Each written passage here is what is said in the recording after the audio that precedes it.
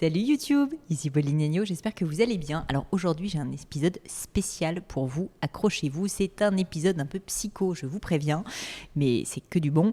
Je suis avec Anne-Hélène Claire, qui est psychologue, bientôt psychiatre, clinicienne et spécialiste des troubles comportementaux et notamment des TOC. Donc si vous savez, ces fameux troubles obsessionnels compulsifs qui font qu'on va se laver les mains 150 fois avant de sortir, qu'on va refermer, ouvrir la porte plusieurs fois avant de sortir de chez soi, etc.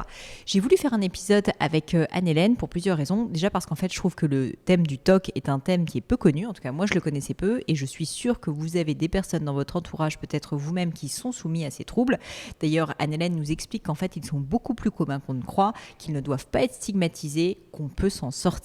Et c'est vraiment une des choses qui est les plus importantes, je pense, à retenir de cet épisode. On peut changer et on peut se sortir d'un TOC quand on en a un. Donc, on a balayé du revers de la main un certain nombre d'idées reçues, je crois, sur le sujet des TOC, mais on ne s'est pas arrêté à ça, puisqu'avec Anne-Hélène Claire, on a également parlé de son nouveau livre avec Vincent Tribout, qui est un livre qui s'appelle Devenez votre propre psy, où là on va être sur un terrain un petit peu plus léger, un petit peu moins dans des troubles sévères, où on va simplement essayer d'être la meilleure version de soi-même, de s'aider au quotidien au travers de plein de petites astuces pour se sentir mieux, pour arrêter de se pourrir la vie avec des petits stress du quotidien. J'espère de tout cœur que cet épisode vous plaira. Si c'est le cas, vous savez ce qu'il vous reste à faire, vous le partagez partout autour de vous, vous vous abonnez à cette chaîne et puis surtout j'espère que vous allez passer un bon moment.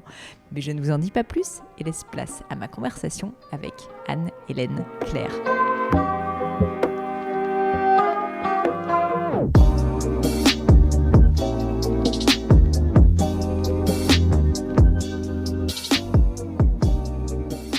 Bonjour Anne-Hélène.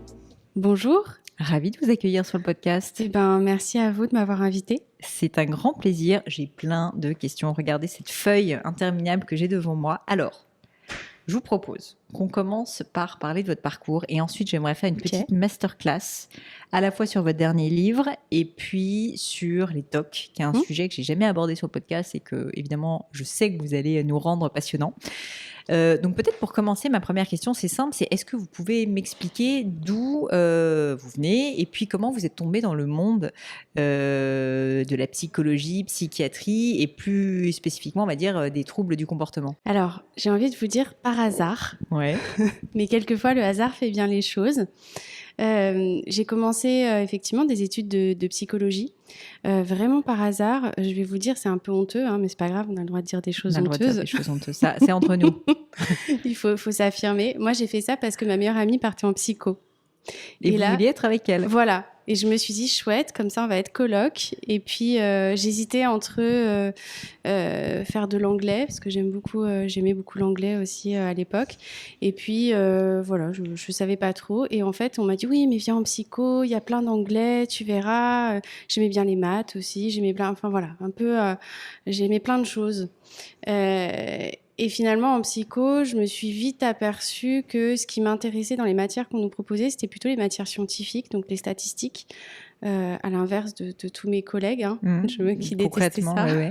Mais vous aviez fait le bac et tout, plutôt S, pour les personnes littéraires. D'accord. Donc en plus, pas de prédestiné à faire des maths, quoi. Bah non. Et j'ai beaucoup aimé les statistiques. Je trouvais que c'était extrêmement logique pour moi. Ça, voilà, c'était très fluide et les neurosciences. Et là, je me suis dit, c'est passionnant ce qui se passe dans le cerveau. Et à partir de ce moment-là, je me suis dit, bon, je vais peut-être rester en psycho. Finalement, voilà. Le hasard fait bien les choses. Finalement. Et puis, donc j'ai commencé mes études de psycho à Aix-en-Provence.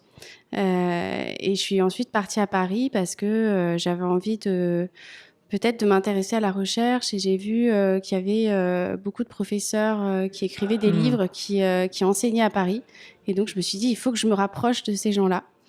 Donc, je suis arrivée ensuite à Paris en psycho et là, j'ai continué les neurosciences et je me suis de plus en plus radicalisée, on peut dire ça comme ça, où je suis je suis arrivée dans un master 2 de neurosciences. Toujours un peu en psycho, mais quand même de neurosciences. Et après, j'ai eu la chance, parce que vraiment c'était une grande chance, d'arriver dans l'équipe du professeur Mallet et professeur Agide à l'époque, qui était un grand neurologue et un grand psychiatre, qui m'ont accueilli en stage à la Pied-Salpêtrière. Et là, je suis tombée dans un super service.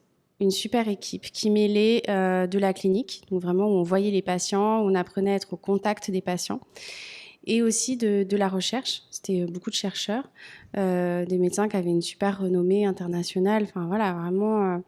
Et il se trouve qu'ils étaient en train de mettre en place un protocole sur les TOC. D'accord. Ils m'ont dit, Donc, ça encore hasard. t'intéresse? Voilà, encore un hasard. Ils m'ont dit, ça t'intéresse? Je suis bah ouais. Qu'est-ce que c'est, mais pourquoi Voilà. pas? On y va. J'étais très intéressée par ces liens entre le cerveau et le comportement. Et donc là, justement, c'était notamment des études où on allait essayer de mettre en évidence ce qui se passait dans notre cerveau quand on avait des TOC. Et donc, j'y suis allée. Et en fait, je me suis passionnée pour ça. Tellement passionnée que j'ai laissé de côté la psychologie et j'ai fait un doctorat de neurosciences. Où vraiment, là, on était plutôt dans le côté... un petit peu dans le dur. Voilà, là. un petit peu plus dur, un peu neuro. Et tout en gardant quand même mon activité de psychologue clinicienne à côté. Donc, je voyais aussi des patients. J'ai commencé à me former à la thérapie cognitive et comportementale, toujours en m'orientant un petit peu plus vers les gens qui ont des TOC. Et puis, donc là, oui, on peut durer longtemps sur mon parcours. Non, mais c'est hyper intéressant. Vous aurez le droit de couper. Je ne coupe jamais rien, vous le saurez. Et donc, à la suite de ça, donc j'ai obtenu ma thèse de neurosciences. J'étais très contente. Et je me suis dit, mais est-ce que c'est vraiment ça que tu as envie de faire de ta vie? Est-ce que j'aimais beaucoup l'enseignement, j'aime beaucoup la recherche, j'aime beaucoup la clinique, donc je me destinais plutôt vers une carrière universitaire. Ouais. Il me manquait un truc. Et là, j'ai commencé à regarder, à fouiller un petit peu, et je suis tombée sur une passerelle entre un doctorat scientifique et les études de médecine. Et donc, je suis arrivée en médecine. Donc, j'ai repris des études de médecine en 3e année. Il y a un petit concours à passer. Un concours. Un vrai concours, ouais. Voilà. À passer pour arriver en 3e année. Et ensuite, j'ai continué mes études, j'allais dire presque comme tout le monde. Ouais. Puisqu'à côté de ça, je continue à faire un peu de recherche. Je continue à avoir des patients qui avaient des TOC. J'ai continué à écrire des livres. Et voilà. Et aujourd'hui, donc, je suis interne en médecine, en psychiatrie. C'est pas original, mais c'est cohérent avec le parcours. Et qui vous permet de continuer à avoir une expérience clinique, justement. Exactement. Et puis à apprendre aussi, c'est toujours pareil, c'est à moduler le comportement, mais d'une façon encore différente, avec des médicaments. C'est passionnant. J'aimerais parler du livre, mais avant ça, si ça vous va, Anne-Hélène, je me suis dit que peut-être que beaucoup de gens sont dans mon cas, beaucoup de gens qui nous écoutent et ne savent pas vraiment ce que c'est que les TOC, d'où ça vient, pourquoi, qui peut être soumis à des TOC, comment on s'en sort aussi. Est-ce que c'est vraiment si grave que ça ou est-ce qu'on peut vivre heureux avec des TOC? Bref, j'ai 1000 questions pour vous. Je pense que c'est un sujet qui est souvent pas énormément abordé, en tout cas pas beaucoup dans les podcasts. Et du coup, je voulais faire une petite masterclass, si vous l'acceptez, sur le thème des TOC avant qu'on parle de votre dernier livre, donc Devenez votre propre psy avec Vincent Tribout. D'abord, est-ce que vous pouvez commencer par définir c'est quoi un TOC? Ah, ça c'est important. Ah oui. Alors, on entend parfois, on a tous des TOC. C'est pas vrai. Donc TOC, ça veut dire trouble obsessionnel compulsif. Et bon, il y a quand même obsessionnel et compulsif voilà. dedans. Donc, mais le T de trouble, il est important. Parce que ça veut dire que ça me gêne. Ça m'handicape au quotidien. C'est un souci pour moi. Et dans obsessionnel et compulsif, on a donc des obsessions qui sont des pensées qui arrivent sans cesse dans notre tête, qui sont récurrentes, toujours sur le même sujet souvent, et qui vont nous angoisser. Et le côté compulsif, c'est qu'on a des comportements qu'on va répéter aussi, plusieurs fois, souvent, pour essayer de diminuer l'angoisse. Mais ça marche sur le moment, mais à long terme, ça ne marche pas. Des exemples classiques, ça peut être je vais vérifier plein de fois ma porte parce que je me demande si je l'ai mal fermée. Ou alors, je vais me laver les mains de façon excessive. Ça, ce sont les thématiques les plus fréquentes. Après, on peut avoir des trucs un petit peu plus, j'allais dire, bizarres, un peu plus comme pas mal d'obsessions de nature sexuelle aussi. Est-ce que il se pourrait que là, en arrivant là dans votre studio, j'ai touché un enfant sans le vouloir et sans le faire exprès dans la rue?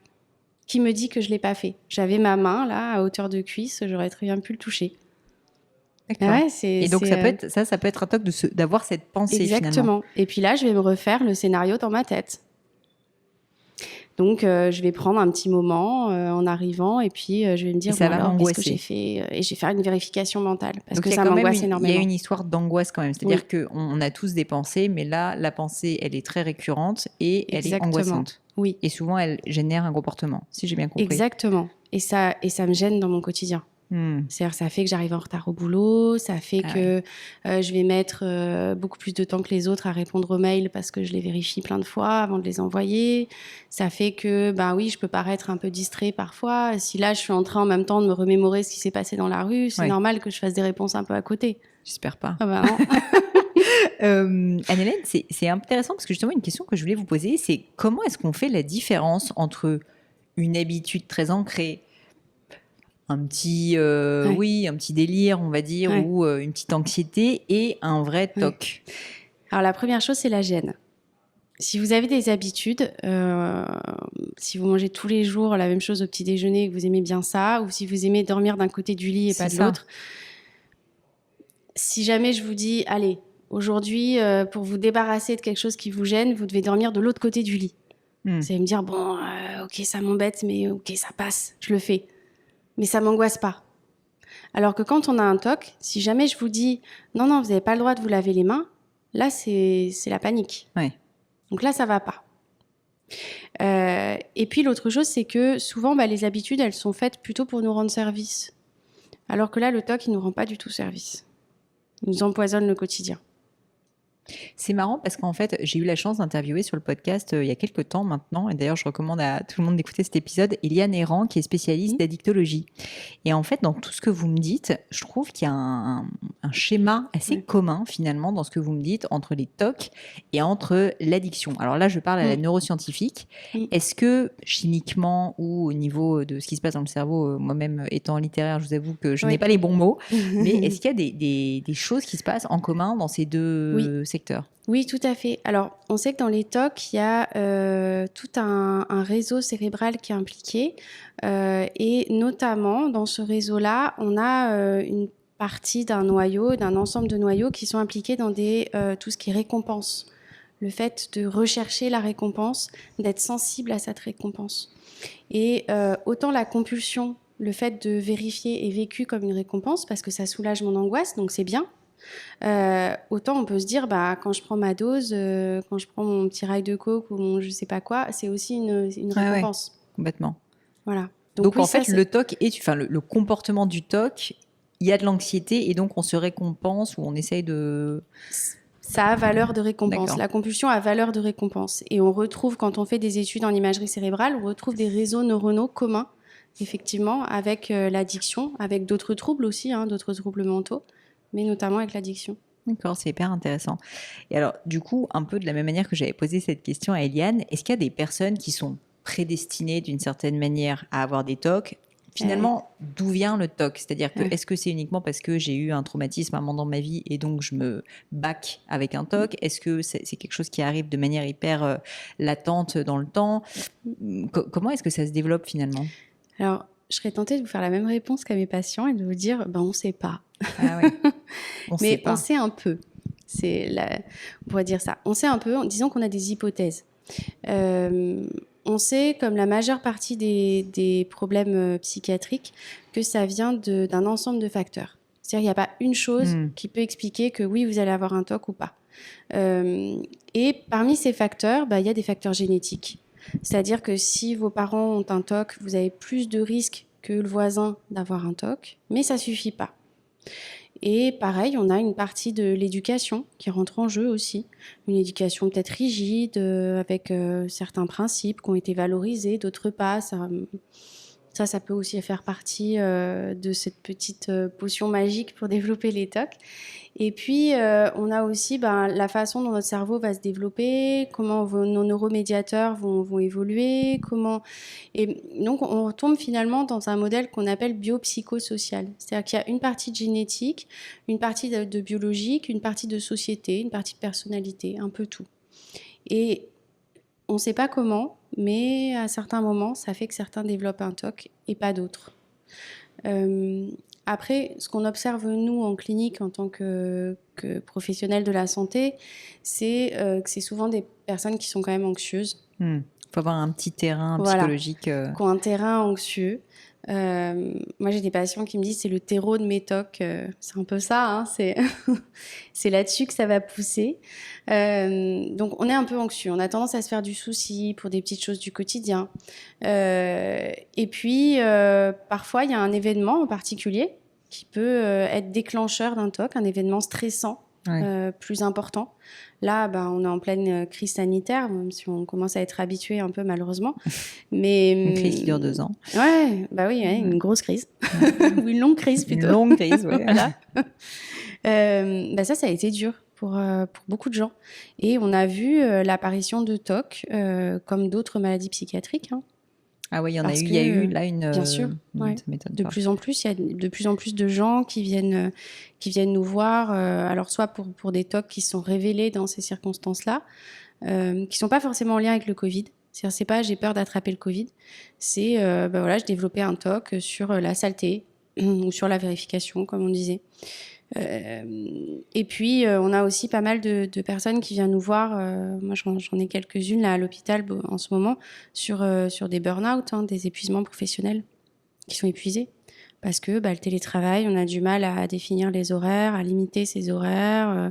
Peut-être qu'on en demande beaucoup. Il y a aussi le stress d'être viré. Et donc, ces personnes-là sont plus sujettes ensuite à développer des TOC justement parce qu'elles sont psychologiquement instables à ce moment-là ? Alors, j'allais dire oui, du moment qu'on a une fragilité psychique, on va être plus sensible et donc on aura plus de risques de développer une autre maladie psychique, quelle qu'elle soit. Est-ce qu'au moment où on n'est pas bien, mettons qu'il y ait effectivement un événement déclencheur, etc., j'arrive pas trop à me dire à quoi ressemblent les premiers jours d'un moment où on développe un TOC. Je ne sais pas si je suis claire. Ce que je veux dire, c'est est-ce qu'on passe tout d'un coup de je n'ai pas de TOC à j'ai un TOC et je suis complètement compulsif, ou est-ce que c'est quelque chose qui se fait de manière assez graduelle ? Encore une fois, il n'y a pas vraiment de réponse claire là-dessus. C'est pas tout ou rien. La plupart du temps, on peut dire que le TOC évolue de façon progressive, insidieuse. Ça commence souvent dans l'enfance, par des petits rituels. Ça peut être, allez, je vérifie mon cartable avant de partir à l'école. Je demande plusieurs fois à maman si ça va, j'ai pas fait quelque chose de mal. Mais bon, ça gêne pas trop. Donc là, on n'est pas dans un TOC, on est plutôt dans quelques symptômes, mais qui sont gérables. Et puis, petit à petit, comme ça, le TOC, si on le laisse évoluer, il a tendance à augmenter et à se chroniciser, à devenir de plus en plus important et jusqu'à devenir un réel handicap. Donc souvent c'est ça, c'est-à-dire qu'on ne le voit pas vraiment arriver. Oui, une fois de plus, comme l'addiction qui n'arrive pas du jour au lendemain, quoi. C'est une succession de petites actions. Exactement. Ouais. Et puis parfois, on a certains patients qui sont capables de vous dire « Moi j'ai eu le TOC ce jour-là. C'est vrai, il s'est passé ça et là j'ai eu un TOC. » Vous auriez un exemple ? J'en ai un trop bien. Alors, alors allez-y. Je vais partager. J'ai une patiente que... Pas trop bien. Peut-être pas pour cette voilà. personne. Mais... J'ai une patiente qui m'a dit un jour, ça m'a marqué. Elle venait d'avoir un petit garçon. Et quand elle a changé son petit garçon, il lui a fait pipi dessus. Un peu pipi dessus. Je pense que tous ceux qui ont changé un petit garçon, il y en a peut-être beaucoup dans leur vie, savent que quelque part, on est obligé de passer par là et que c'est pas la fin du monde. C'est désagréable, mais c'est pas traumatique. Non. Et pour elle, ça a été un réel traumatisme. Et à ce moment-là, elle s'est dit, mon Dieu, j'ai de l'urine sur moi, c'est horrible, je suis contaminée. Et à partir de là, elle a développé un TOC faramineux sur la peur d'être contaminée par l'urine. Par l'urine spécifiquement ? Ouais. Par l'urine. Donc en fait, son problème ensuite, c'était vis-à-vis de son fils ? Non, c'était partout, parce que quand on réfléchit, après ça peut généraliser, c'est-à-dire que l'urine, on peut l'avoir partout. Là, je viens de dehors, si ça se trouve, j'ai marché sur le trottoir et quelqu'un avait fait pipi sur ce bout de trottoir, et puis du coup, je l'ai ramené ici, et puis j'ai peut-être touché quelque chose que quelqu'un d'autre a touché, sans s'être lavé les mains après être allé aux toilettes, Et donc, elle a eu cette telle anxiété qu'elle a développé des comportements pour compenser, c'est ça ? Avec vraiment des lavages excessifs, avec des rituels qu'elle imposait à sa famille aussi, parce que les TOC touchent la personne, mais elles touchent aussi beaucoup l'entourage, et on en parle un petit peu moins. Et là, elle imposait à son mari et à ses enfants des scènes où elle les faisait se déshabiller, puis se rhabiller, puis se laver, Voilà. Vous me faites une belle transition, Anne-Hélène, parce que je voulais justement parler un peu de la famille, des amis. Moi, j'ai été en prépa, et il se trouve qu'en prépa, j'avais un de mes collègue de prépa qui avait un TOC, vous savez, ces TOC oraux, où il n'arrivait pas à se retenir. Et donc, en fait, c'est un peu terrible d'ailleurs, parce qu'il y avait, je pense, pas mal on se moquait un peu de lui. Enfin, voilà, c'était pas facile, je pense, pour lui. Et évidemment, plus les gens se moquaient de lui, plus il était anxieux et donc plus son TOC était sévère. Et donc, c'était assez terrible comme situation. Et je me rappelle de ça parce qu'en fait, je me suis dit, cette personne-là devait souffrir, mais son entourage, alors la classe en l'occurrence, mais aussi évidemment sa famille devait beaucoup souffrir. Et donc, je voulais savoir quelles sont les choses en tant que famille, en tant qu'ami, en tant que conjoint, en tant qu'entourage, qu'on peut faire. Comment est-ce qu'on réagit face à quelqu'un qui est bloqué dans une situation de TOC? Alors, je ne sais pas si c'est d'un TOC ou d'un tic que vous parlez. Alors, parce que... alors, expliquez-nous. Voilà. Je ne sais pas. Alors, c'est vrai que les tics, ce sont ce qu'on appelle des comportements semi-volontaires, mais qui ne sont pas tout-tendus par une anxiété. Et souvent, on voit ça, des petits tics oraux, genre des petits cris, des petits grognements, des raclements de gorge. Voilà, on peut voir ça. Les tics moteurs qu'on voit, c'est par exemple les clignements d'yeux, les petits mouvements d'épaule, comme ça. Et donc ça n'est pas un TOC? Ça, c'est des tics. Et ça veut dire quoi, tic? Alors, rien. Enfin, c'est pas... Il y a le TOC et le tic, quoi. Voilà, non, le TOC, c'est trouble obsessionnel compulsif. Le tic, c'est un mot en soi. Enfin, c'est un nom commun. Ok, d'accord. Écoutez, vous m'apprenez quelque chose. Et c'est vrai que quand on regroupe ces tics avec des tics moteurs et des tics vocaux, on appelle ça la maladie Gilles de la Tourette, souvent. On en entend un petit peu parler. Si ceux qui, à certains moments aussi, ils peuvent dire des gros mots. Oui. Voilà. C'était son cas. Voilà, donc ça, c'était certainement... C'était toujours un petit peu délicat quand le prof arrivait et là, bam. Et c'est vrai que c'est délicat. Alors ça, pour le coup, et ça part, on sent qu'il y a vraiment une impulsion, qu'il y a vraiment, ça part tout seul. C'est comme si on toussait ou si... donc ça, c'est des tics.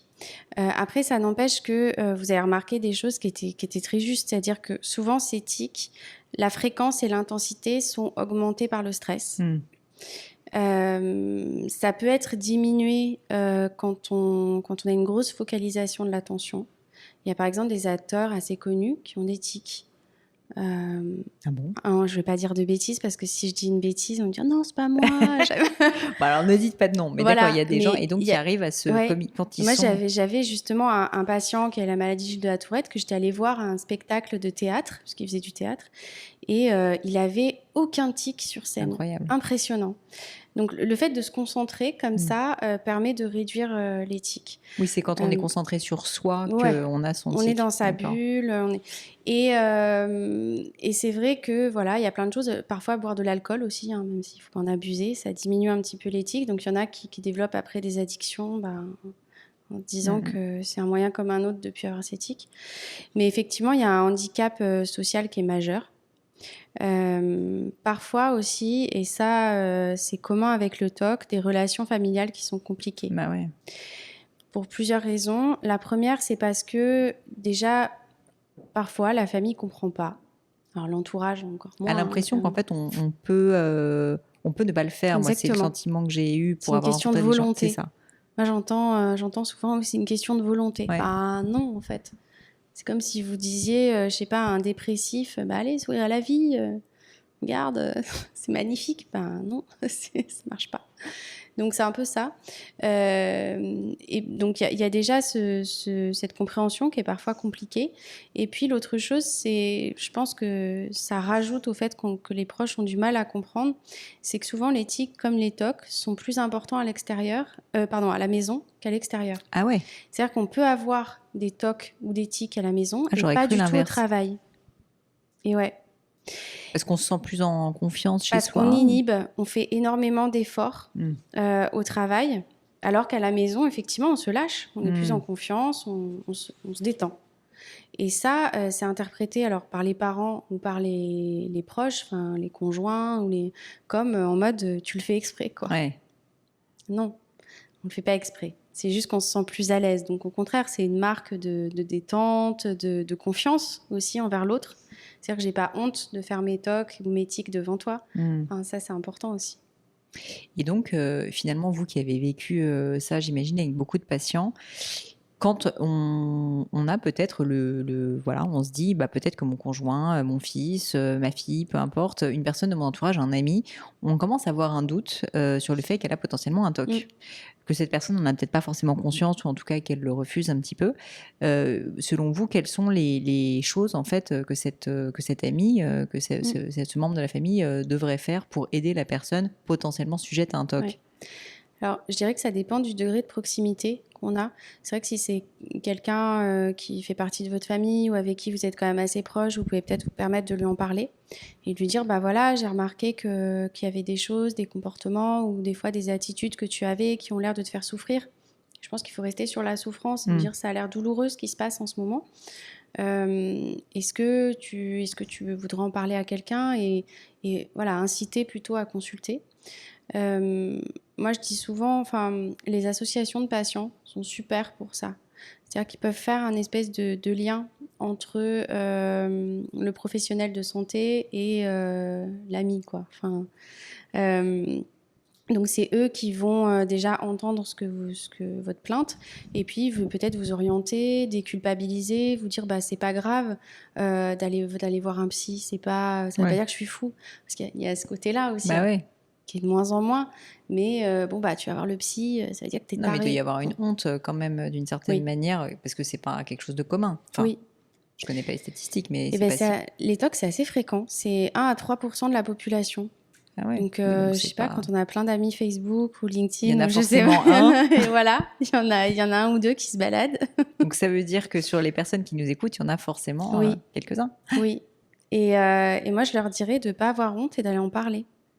Parce qu'ils sont pas tout seuls, même si la thématique de leur TOC, on a parlé des TOC sexuels tout à l'heure et j'ai fait un peu exprès de donner une thématique un peu scandaleuse, très, très honteuse, justement pour déculpabiliser et de dire mais ça reste une maladie en fait.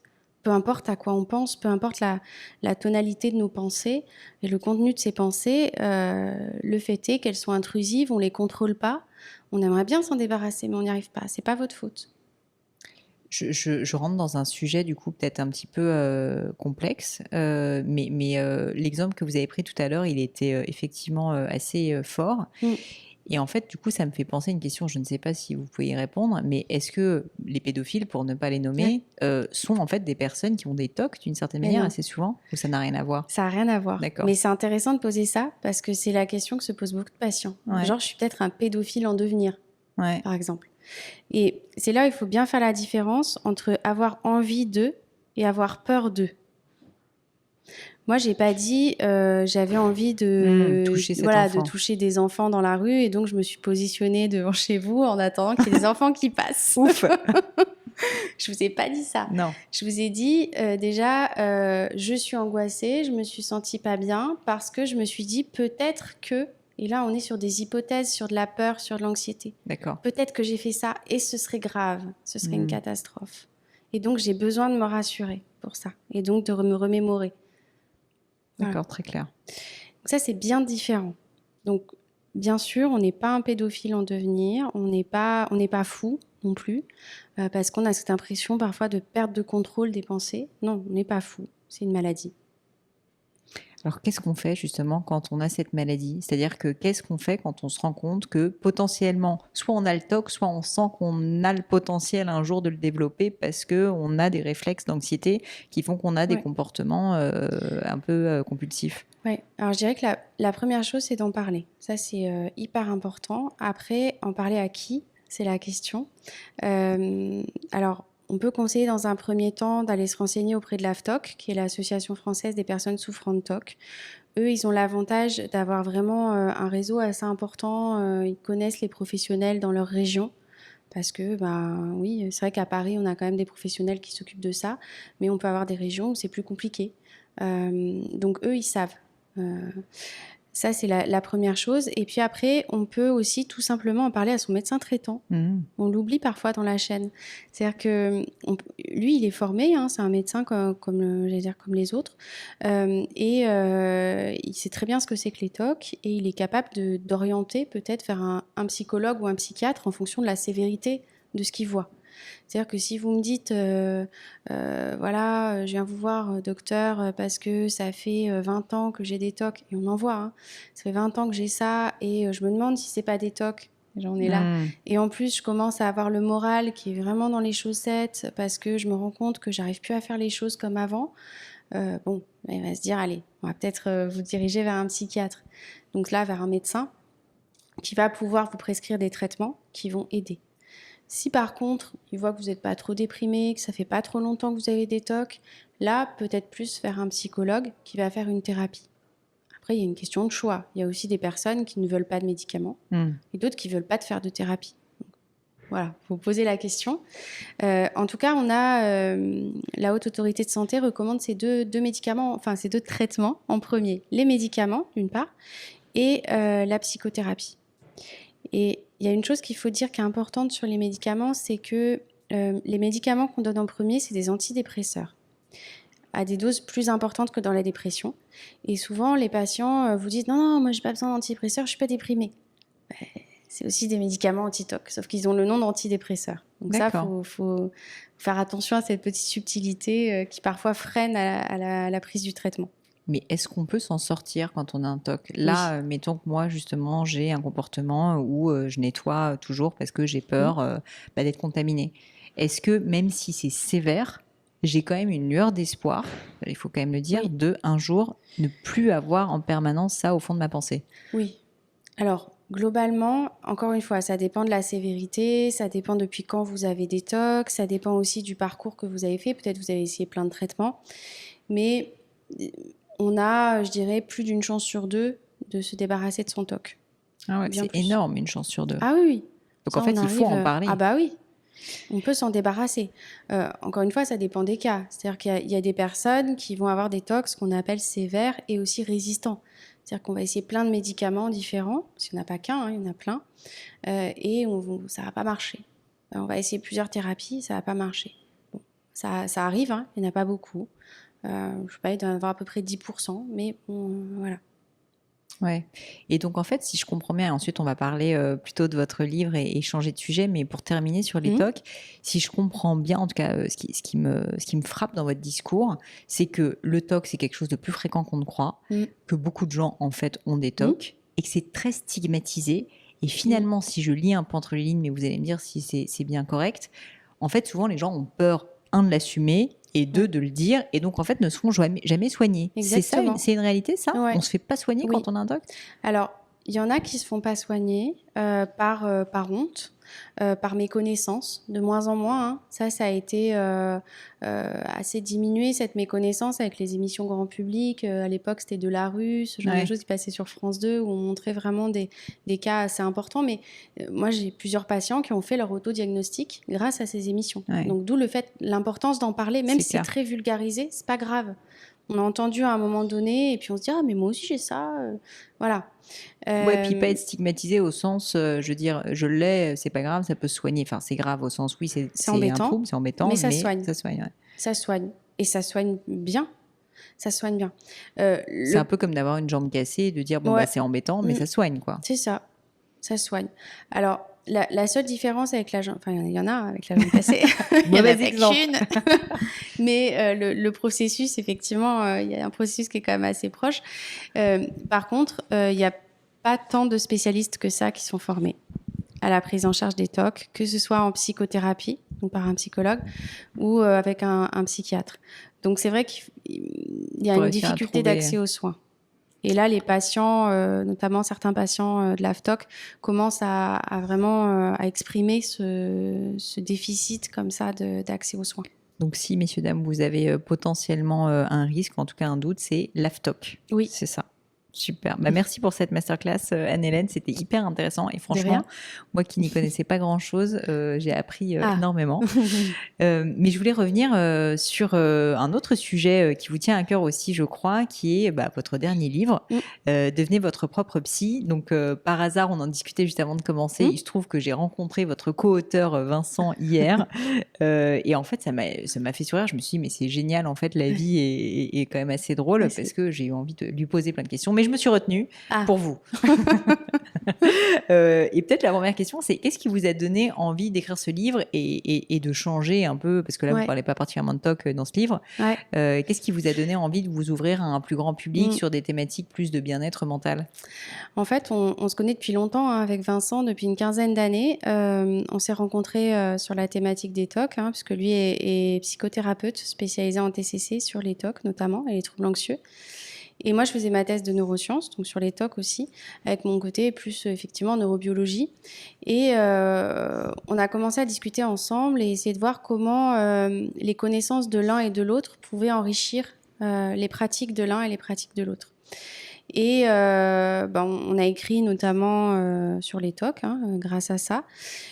Et là, je dirais que il y a quelques années, je sais pas, il y a peut-être 2 ans, je dirais, je suis venue voir Vincent et je lui ai dit moi j'aimerais bien écrire un livre qui soit quand même plus grand public, où on parle des habitudes, des bonnes habitudes, des mauvaises habitudes et de la façon dont on pourrait s'en débarrasser et rendre accessible en fait au grand public nos techniques qu'on a nous de thérapie cognitive comportementale, de thérapie de gestion des émotions, voilà, toutes les techniques qu'on a en tant que thérapeute. Et il m'a dit ouais, bon, d'accord, c'est passionnant, mais on peut faire mieux. Et donc là, on a commencé à construire ensemble ce livre. Et finalement, d'un livre sur les habitudes, c'est devenu un livre sur, j'allais dire, les tracas du quotidien. Les soucis qu'on peut avoir sur le plan psychologique chez Monsieur Tout-le-Monde, qui sont peut-être pas suffisants pour qu'on aille consulter, mais que si on les avait pas, on serait mieux. Et qui nous pourrissent un peu la vie, quoi. Voilà. Vous auriez un exemple ? On peut dire, je sais pas, un exemple là. Par exemple, si j'étais hyper timide hyper timide, et non, là, mais bam, un peu vous timide, retrouvez sur mon podcast. Et de me dire, oh là là, je vais être interviewée sur le podcast, et puis il va y avoir des gens qui vont me regarder. Bon, j'y vais quand même, mais je me sens pas hyper à l'aise. Si vraiment je me sentais très mal à l'aise et que ce serait handicapant à tel point que j'aurais dit ah ben non, désolée, je peux pas. Le podcast, je peux pas. Ouf. Voilà. On n'est pas passé loin, mais là on serait plutôt vers un vrai trouble, une phobie sociale, voilà, un vrai trouble anxieux. Par contre, si c'est une petite gêne, voilà, ça va me gêner, mais ça va pas m'empêcher. Et ça, cette petite gêne, on peut l'enlever. Alors, quels sont pour vous, on peut parler du livre, mais les points les plus marquants justement de ce livre, et quelles ont été les trouvailles d'une certaine manière dont vous êtes les plus fiers dans ce livre? Alors, moi je dirais que ce qui vraiment nous a tenu à cœur dans ce livre, c'est de montrer comment, alors c'est très vaste, mais comment on peut comprendre la façon dont fonctionne le cerveau et comment comprendre la façon dont fonctionne ce cerveau peut nous aider dans notre quotidien et nous motiver à changer de comportement. Et ça, c'est quelque chose que je dis à mes patients qui ont des TOC aussi et en thérapie de façon plus générale. Quand vous faites des exercices, quand vous faites des efforts en thérapie, ça va changer la façon dont fonctionne votre cerveau. Et le fait de le répéter comme ça, ça va moduler des circuits dans votre cerveau qui vont faire que la prochaine fois, ce sera plus facile. Ça, c'est hyper intéressant comme idée. C'est un peu... Moi, je fais beaucoup de parallèles avec le sport. Ouais, c'est ça. Mais c'est, en fait, on fait un pas de danse. La première fois, on se plante. La deuxième, la troisième. Et au bout de la 50e fois, on n'y pense même plus, quoi. Et en fait, notre corps s'est un peu adapté, quoi, à ce pas. Et c'est pareil dans le cerveau, ça qui est fou. C'est pareil. C'est pareil. Et ça, je pense qu'il faut le dire parce que je trouve ça extrêmement encourageant. Donc, on peut changer. Bah oui, on peut changer. Mais pas aussi rapidement qu'on croit. Et c'est vrai qu'on est dans une société où on a envie que les choses aillent vite. Et on essaye un truc, on fait « Ah bah non, ça marche pas, hop, suivant ». Bah non, en fait. Il faut pas l'essayer une fois. Il faut le faire plein de fois. Plein de fois. Avec une technique. Il ne faut pas faire un truc non plus... si je suis un peu timide, comme si on reprend mon exemple, je vais pas dire allez, je vais aller chanter devant tout le monde à la fête de la musique, place d'Enfer Rochereau. Non, en plus, ils ne me voudront pas. Mais bon, ça, c'est trop. Par contre... typiquement, voilà, je peux me dire, je m'entraîne, je fais un podcast avec Pauline, c'est sympa. Voilà, on est que 2, ça va aller. Donc, voilà, faire des petites choses et puis les faire de façon répétée. C'est-à-dire, je fais un podcast, mais peut-être que le lendemain ou le surlendemain, je vais prendre la parole en réunion devant tout le monde. Alors que ça me stresse un peu, mais je le fais. Et de plus en plus, comme ça, je m'entraîne tous les jours à prendre la parole en réunion. Je partage une petite anecdote parce que je coach, ou en tout cas amicalement, certaines personnes dans mon entreprise qui aussi ont souvent ce problème de prise de parole en public. Et au début, qui me disaient, mais est-ce que tu veux me coacher pour que je puisse parler publiquement et tout? Je lui dis, mais t'as pas un problème de prise de parole en public. En fait, à ce stade, il faut déjà juste que tu sois plus à l'aise à l'idée de parler avec des personnes que tu connais pas très bien. Oui. Déjà, ça, c'est un premier petit pas qui est énorme. Oui. Et du coup, on s'est fixé un petit challenge que je vous partage qui est rigolo, qui est que tous les midis, cette personne, qui se reconnaîtra peut-être, doit parler, elle fait ce qu'elle veut, mais doit parler avec une personne qu'elle connaît pas bien à table. Et c'est fou parce qu'en fait, rien que ça, elle m'a dit, mais c'est incroyable, je me sens beaucoup plus à l'aise, ça me donne envie de me tourner vers les autres, j'ai moins peur. Et donc, ce petit exercice tout petit, tous les jours répété, fait que c'est une personne qui se sent déjà plus à l'aise à l'idée de s'exprimer en réunion, par exemple, publiquement. C'est exactement ça. Et c'est ça qu'on a voulu transmettre aussi dans le livre, c'est toutes ces petites choses qu'on peut faire sur notre quotidien. Et je pense que cette personne, c'était un plus pour elle d'être plus à l'aise à l'oral, mais que c'était pas non plus handicapant. Ça l'a pas empêché de travailler, ça l'a pas empêché de, je sais pas, peut-être d'avoir un copain, une copine, j'en sais rien. Enfin, voilà. Donc c'est vraiment des choses qui améliorent notre quotidien. Et cette notion à la fois de savoir sélectionner des choses faisables et de les répéter. C'est ça, les répéter. Voilà. Et les répéter beaucoup, d'après ce que je comprends. Oui. Vous donnez dans le livre quelques exemples, quelques exercices que vous pourriez partager avec nous? Oui, alors ça, l'exemple que je vous ai donné, par exemple sur la timidité, ça peut être ça. Après, oui, on a plein d'exemples. Ça peut être sur, par exemple, l'affirmation de soi aussi, savoir dire les choses. Parce que c'est vrai que si on a tendance à pas trop s'affirmer de façon répétée, au bout d'un moment, on a l'estime de soi qui diminue un peu. Et donc, savoir s'affirmer de façon claire, on donne des exemples dans le livre. Donc, par exemple, pour avoir plus confiance en soi, dire un peu plus ce qu'on pense. Exactement. Dire ce qu'on pense de façon, j'allais dire, claire, sans négliger aussi ce que nous a dit l'autre. Mais voilà, de façon... Oui, de façon assez claire. Ça, on donne des petits exemples. Il y a aussi un exemple qu'on donne, là, c'est l'exemple de Vincent qu'il aime beaucoup. La lettre, ils en ont parlé justement sur Europe 1. Moi, je l'aime beaucoup aussi cet exemple parce que c'est très drôle de faire ça avec les patients. Après, on lit les lettres ensemble et là, on se dit « Ah oui, tout ça ». Donc, en fait, l'exemple des lettres, c'est une technique pour se décharger émotionnellement. C'est-à-dire que c'est vrai que si moi je vous dis voilà, il m'est arrivé ça, un tel il m'a dit ça et ça m'a blessé, voilà, c'est plutôt quelque chose de rationnel. Alors que si vraiment je m'adresse à cette personne avec des mots, il y a même des gros mots, hein, on dit des gros mots dans le livre, on peut. C'était un exemple. C'était là, on se décharge. Et qu'est-ce que moi, je lui aurais dit à cette personne? Et après, moi, ce que je conseille aux patients, souvent, je leur dis, vous prenez la lettre, vous la froissez ou vous la déchirez, vous la jetez à la poubelle et ça, on n'en parle plus, quoi. Tout est sorti, tout est évacué et ça fait un bien fou. C'est dingue, hein. C'est des petites choses comme ça, des petites... qui sont pas compliquées, hein. Je voulais vous parler de manque de confiance en soi parce que c'est quelque chose que beaucoup de personnes vivent, évidemment. Et puis, à différents moments de la vie, enfin voilà. Et vous avez parlé justement de quelques exemples dans le livre. Est-ce que vous pourriez nous prendre un peu par la main et nous dire, moi, je me sens pas très bien. En ce moment, je suis dans une phase de ma vie où je sens que j'ai un peu perdu en estime de moi. Quelles seraient quelques clés justement pour aller un peu mieux et puis pour moi avoir en permanence, vous savez, ce discours délétère en tête? Alors, je dirais déjà, il faut comprendre d'où ça vient. Parce que, d'où ça vient. On va pas se lancer dans 10 ans de psychanalyse, hein, mais parfois, quand on a un manque d'estime de soi, ça peut être aussi le témoin d'une dépression, par exemple, le sommet de l'iceberg vers une dépression. Oui, donc il faut quand même se poser des questions. Donc, se poser des questions, voir s'il y a que ça ou s'il y a aussi d'autres choses qui me gênent. S'il y a que ça qui me gêne, dans ces cas-là, on peut... Je suis en train de faire une petite story. C'est pour ça que Anne-Hélène est un peu troublée. J'ai bugué. Désolée. Donc, c'est vrai que Vous m'avez perturbée. Oh, on parlait de confiance en soi. Oui, donc s'il y a que ça, moi, il y a un exercice que j'aime bien, c'est d'essayer de trouver des choses positives dans notre quotidien. Et encore une fois, cet exercice-là, de le répéter régulièrement. Donc, par exemple, 3 petites choses positives que j'ai pu faire hier. Se les dire. Ouais. Et on fait le bilan. Alors, ça peut être basique, hein, genre, je sais pas. Hier, par exemple, j'étais en vélo et j'ai laissé passer une dame au passage piéton. Voilà, je me suis arrêtée exprès pour la laisser passer. Bon, c'est nul, hein, vous allez me dire. Non. Mais voilà, c'est des petites choses positives comme ça. Et de dire, ah bah c'est chouette, je suis contente d'avoir fait ça, voilà.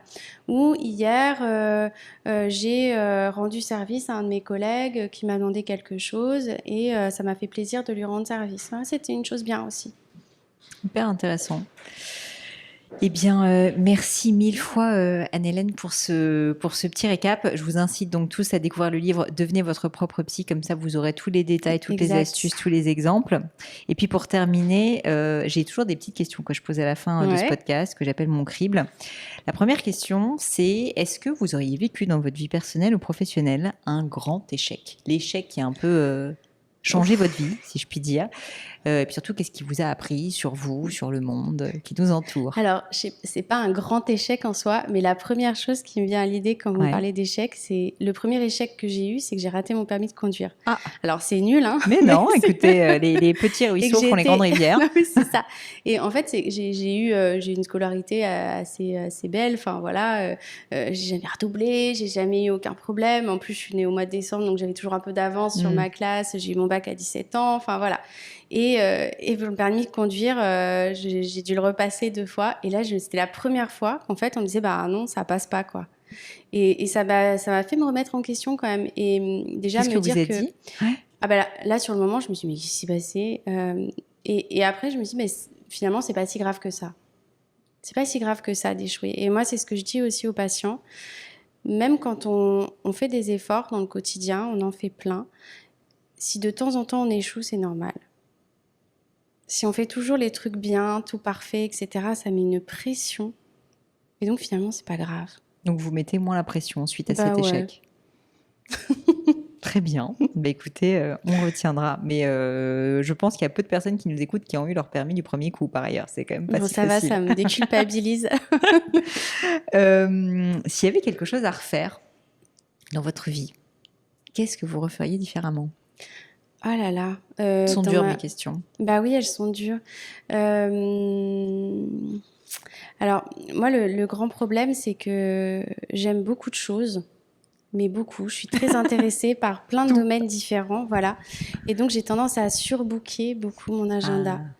Donc je fais attention, hein, mais j'essaie de pas tomber en burn-out comme les patients. Mais donc je fais vraiment attention à ça. Je pense que peut-être que j'essaierai de prendre moins de choses si je devais changer.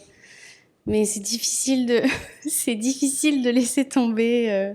La fear of missing out. Du voilà. coup, ça vous connaît. Je comprends. Bah, on est tous logés à la même enseigne, hein, mais bon. Je dis souvent, enfin moi aussi j'ai des petits soucis d'agenda assez régulièrement. Ouais, je pense qu'il faut faire attention. Il faut faire attention. Moi, je dirais davantage me faire plaisir, davantage penser à moi et penser à ce qui me rapproche des choses qui sont importantes. La famille, les amis, se chouchouter aussi, donc prendre plus de temps pour soi. Est-ce qu'il y a une maxime, il y a une citation, des mots de sagesse qui vous plaisent particulièrement, que vous répétez de temps en temps? Alors, j'avais, quand je faisais les études de médecine, c'était quand même assez dur. Et j'avais des petits mots comme ça pour m'encourager. Ouais. Et alors, je ne sais pas du tout de qui c'est, donc je m'excuse par avance. Mais c'est une citation de quelqu'un que j'avais beaucoup aimé, qui disait « C'est souvent la dernière clé du trousseau qui ouvre la porte ». C'est souvent la dernière clé du trousseau qui ouvre la porte. Ça veut dire qu'il faut essayer plein de fois. Ouais, et au bout d'un moment, ça finira par marcher. Il faut être patient, quoi. Ouais. Et ça me donnait vachement de courage. Elle est pas mal, hein. Elle est pas mal. Encore une question pas facile, je vous préviens. Est-ce que vous avez une croyance, une idée, une conviction qui est controversée, C'est-à-dire qui n'est pas globalement partagé par la majorité des gens. C'est pas forcément des trucs non politiquement corrects, hein, mais c'est juste que c'est pas forcément. Vous constatez qu'autour de vous, les gens sont plutôt. Enfin, vous n'êtes pas d'accord avec, on va dire, l'air du temps, si vous voulez. Pas tant que ça, en fait. Là, comme ça, je vois pas, peut-être.